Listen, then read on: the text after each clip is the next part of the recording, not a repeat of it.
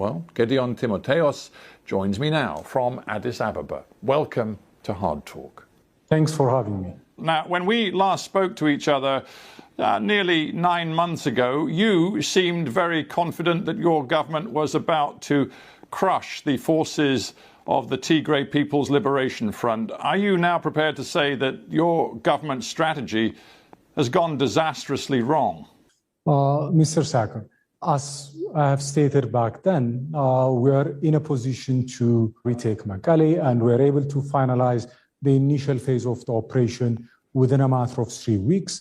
We took over Mekelle, we established an interim administration, we invested on rehabilitating Tigray. And remember, it was a conflict that was forced upon us. It was not a conflict that we got into by our own volition and willingness. So that's how we see the situation. Well, you haven't answered my question, because since then, and of course your forces did take Mekelle, since then things have gone very wrong. Your forces left Mekelle in June, and since then the TPLF, the Tigrayan rebel forces, have retaken much of Tigray from your national army, but they've also moved into the neighboring regions of Amhara and Afar. They hold much more territory now. So what's gone wrong?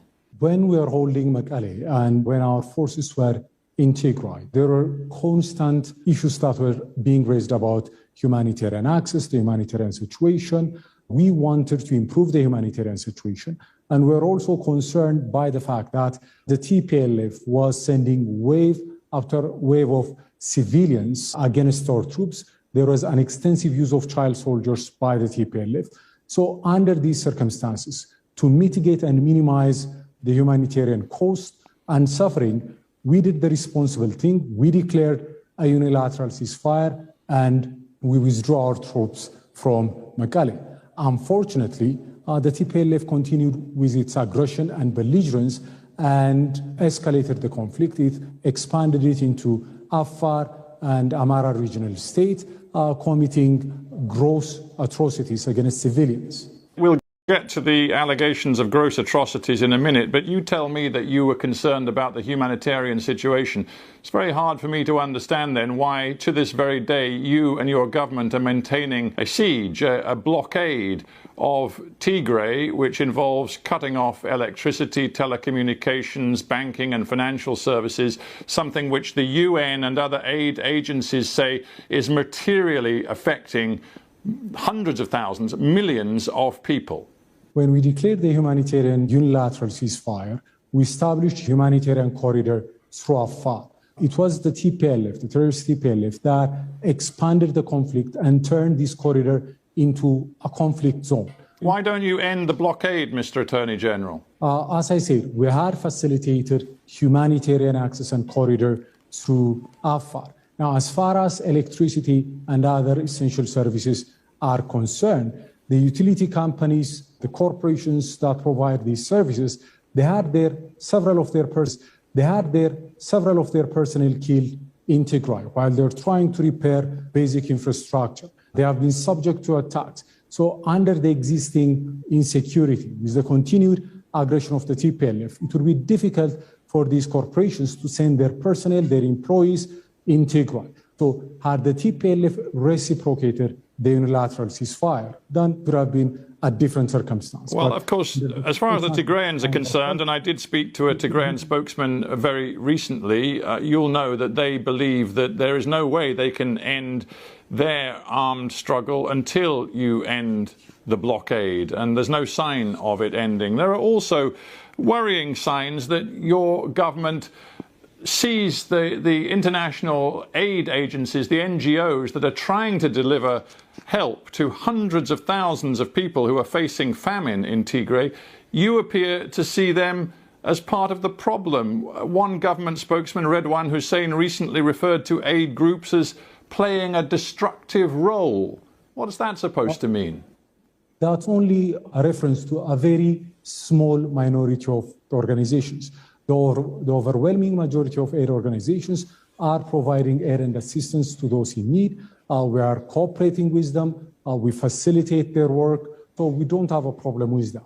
And as I noted earlier, When we declared the unilateral ceasefire, our objective, our intent was for humanitarian aid to reach the people in Tigray without any hindrance. That's why we established the corridors through Afar.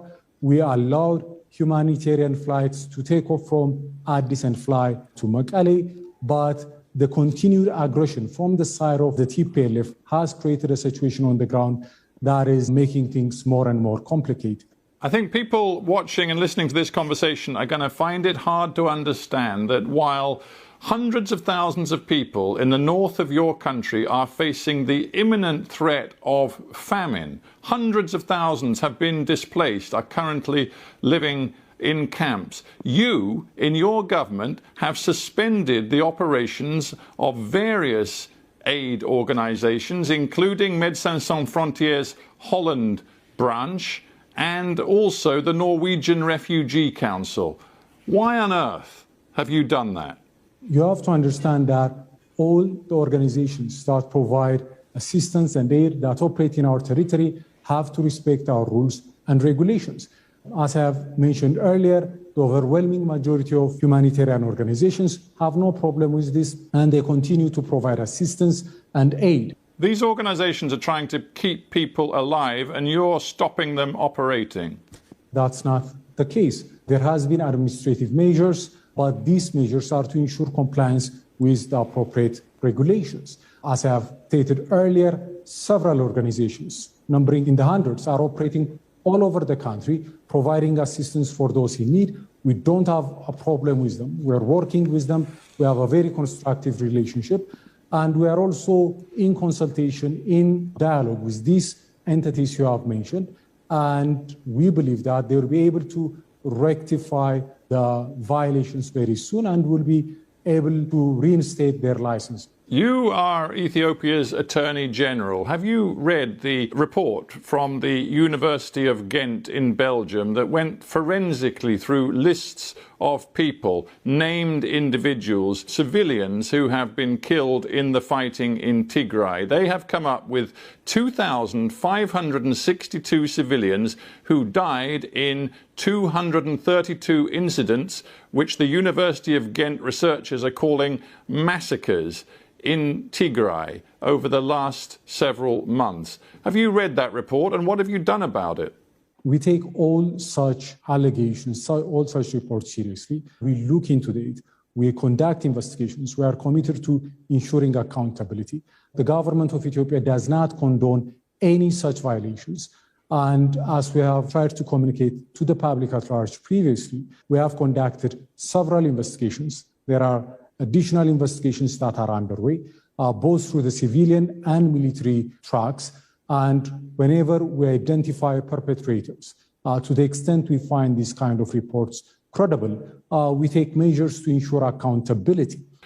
Amnesty International have released a report this month, again using more than 60 testimonies from eyewitnesses, which they say provides overwhelming evidence of systematic sexual abuse, rape and other terrible forms of sexual abuse carried out by Ethiopian army forces in Tigray since the beginning of this conflict. When you talk about justice and accountability, what have you done about that? We are conducting and we have conducted investigations. We have several of our own soldiers responsible. Many have been court-martialed. There are ongoing investigations. These are things we take seriously. We don't condone this kind of behavior. We don't tolerate this kind of human rights violations. But I must also point out that some of these reports you have mentioned, there is a tendency to sensationalize. There is a tendency to draw very sweeping conclusions that are not supported by the extent and scope of the investigation. Some of them have also adapted methodologies that we think are rather flawed. Be that as it may, as I have said earlier, both through a civilian track and a military track, we have conducted investigations. I find it hard to believe your government is taking these allegations seriously when one of your own spokespeople described the Amnesty International report as nothing more than sensationalized attacks and smears. if you were serious about these terrible allegations, which involve accusations of victims being held in captivity for days and being systematically raped, some being handed over for sexual slavery, some being raped in front of their children, if you took these accusations seriously, you would have dozens and dozens of members of your armed forces behind bars right now. As I've said, these kind of matters are matters we take seriously. Yes, there could be sensationalized reports, and there are sensationalized reports drawing very exaggerated and unsubstantiated conclusions, but we take the victims seriously. We have conducted investigations, and more than dozens of our own soldiers have been sentenced to serious penalties, some including to life in prison. How many? More than 30. And so our action speaks for itself.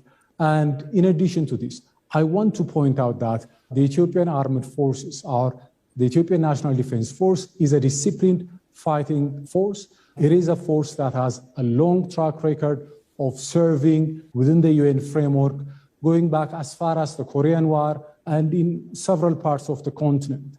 Its reputation for discipline, for integrity, is there for all to see. I'm sorry, Mr. Attorney General, but if you're telling me more than 30 soldiers have been convicted of the most serious sexual crimes in the course of this conflict over the last few months, there is clearly something much deeper going on. How many senior commanders of the Ethiopian military have been fired and held to account for what their men are doing? Because this isn't just a one-off, this is systematic. If you read the Amnesty International report, that is quite plain. We don't agree with their conclusion that this was systematic. They have conducted their report, their investigation remotely. They have relied on what they call community workers. We are very skeptical of who those community workers might be. We conduct our investigations on the ground.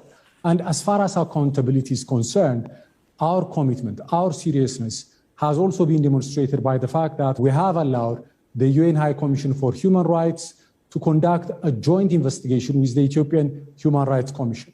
Only a government that is transparent, that is committed to the highest standards and values, would permit this kind of scrutiny. Attorney General, you're right to point to this joint investigation, and the UN Human Rights Commissioner is involved. She says she takes the Amnesty International report very seriously, but there's another very profound problem here. You're the Attorney General of Ethiopia. Some of these allegations of the most extreme sexual violence come as allegations directed to Eritrean troops operating at the invitation of your government on your territory. You have no ability to deliver justice and accountability for the crimes committed by Eritrean troops, do you? Regardless of who the perpetrators might be, our responsibility and our position is that we conduct investigations, we establish the facts. If there are individuals who are beyond our jurisdiction, there are established protocols and procedures to seek international legal cooperation, to work in collaboration with the authorities that have jurisdiction in neighboring countries. So this is a process that is underway. We work with neighboring countries on these kind of issues. So I think it's too early to jump to conclusions. And I would say that based on our actions and our conduct so far, our commitment to accountability is very clear.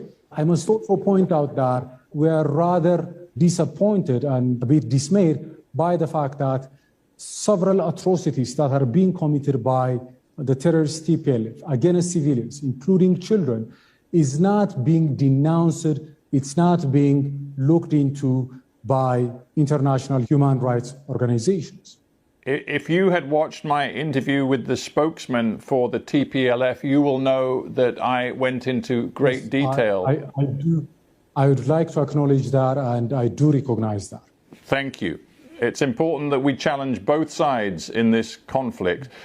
Let's get back to your side. Let's get back to the language being used by your own Prime Minister, Abiy Ahmed, who just last month used these words to describe the Tigray People's Liberation Front. He described them as a cancer, as weeds, as a disease. He said that these weeds will be removed from our country.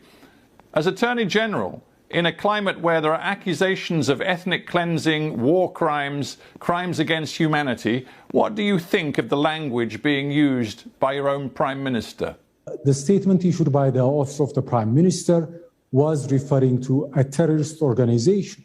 There have been instances in the past in which notable world leaders have used similar language to refer to terrorist organizations like ISIS. Given the pain and agony that the TPLF is causing to the people of Ethiopia, not just the recent massacres and atrocities it has committed, but what has transpired over the past 3 decades, that is a sentiment that most Ethiopians share. The problem is that what we see happening in the country is that, for example, in Addis Ababa, it's quite plain over the last couple of months, hundreds of ethnic Tigrayan people have been rounded up and detained by your security forces. We see, in reaction, the American USAID chief, Samantha Power, saying dehumanizing rhetoric hardens tensions and can historically accompany ethnically motivated atrocities. Do you understand why the international community is increasingly concerned by what they see and hear coming from your government? The TPLF has legitimately been designated as a terrorist organization by our parliament. Anyone who supports, provide material assistance or sponsors this kind of organization would have to be held accountable. The TPLF happens to be an organization organized along ethnic lines, so most of its supporters, most of its operatives or financiers happen to be, not all of them, but most of them happen to be from one ethnic group. So sometimes some outsiders might not understand this context, this situation, and the challenge we face. So I understand where they are coming from, but they also have to understand the environment within which we are operating. What do you think are the prospects for the continued unity of your country? The leader of the TPLF said not long ago, Mr. Gebremichael, he said, trust has broken completely. And if they don't want us, referring to you in the Addis government, if they don't want us, why should we stay? There is a real risk of your country falling apart, isn't there? It's not falling apart. You have to remember, this is a very ancient and very resilient nation. We have overcome all sorts of challenge in our long history when we come united, when we are determined. And I believe there is a determination and resolve to neutralize the threat we face from the TPLF. We can overcome this challenge. The TPLF seems to be intent on either destroying Ethiopia. It doesn't seem to be willing to tolerate an Ethiopia that it can't dominate, that it can't rule. And its objective of either reasserting hegemony or dismembering Ethiopia, these are not objectives acceptable to the people of Ethiopia. There really doesn't seem to be a unified position now amongst all of the people of all of Ethiopia. I'm just very mindful of what Abiy Ahmed said when he won that Nobel Peace Prize back in December 2019. He said, before we can harvest peace dividends, we must plant seeds of love, forgiveness and reconciliation in the hearts and minds of our citizens. Very far from love, forgiveness and reconciliation, your government right now seems intent on crushing the Tigrayan rebels, eliminating the so-called cancer, and that doesn't sound like love, reconciliation and forgiveness. We have practiced forgiveness, we have practiced reconciliation. I mean, when the new administration came to power, the sins and transgressions of the TPLF were forgiven. The TPLF was given an opportunity to be part of the body politic of the Ethiopian state, despite the gross and systematic human rights violations and misrule. There are repeated efforts on the part of this government to find amicable solutions for the differences we had with the TPLF. It is the TPLF that triggered the conflict. It is the TPLF that dragged us into this conflict. You have to remember that this is not a conflict that we chose. It is a conflict that has been imposed upon us when the TPLF attacked the Northern Command. But there is no military solution, is there, Mr. Attorney General? In the end, this will have to be resolved through dialogue and compromise. And right now, your government isn't talking the language of dialogue and compromise. When we declared a unilateral ceasefire, we're giving peace a chance. I'm sorry, your Prime Minister just told the nation that all able-bodied civilians should join the fight to crush the Tigrayan rebels. That's not a ceasefire. When we declared the unilateral ceasefire, the TPLF, instead of reciprocating that unilateral ceasefire, expanded the conflict. It went on the offensive into Afar, into the Amara regional state. It displaced hundreds of thousands. It killed hundreds of civilians. Under these circumstances, what are we expected to do? The TPLF, as a terrorist organization, with its continued belligerence and aggression, made the ceasefire untenable. Under these circumstances, we have a right and responsibility to defend our population, and that's what we're doing. Gedion, Timotheos, we have to end there, but I thank you very much indeed for joining me from Addis Ababa.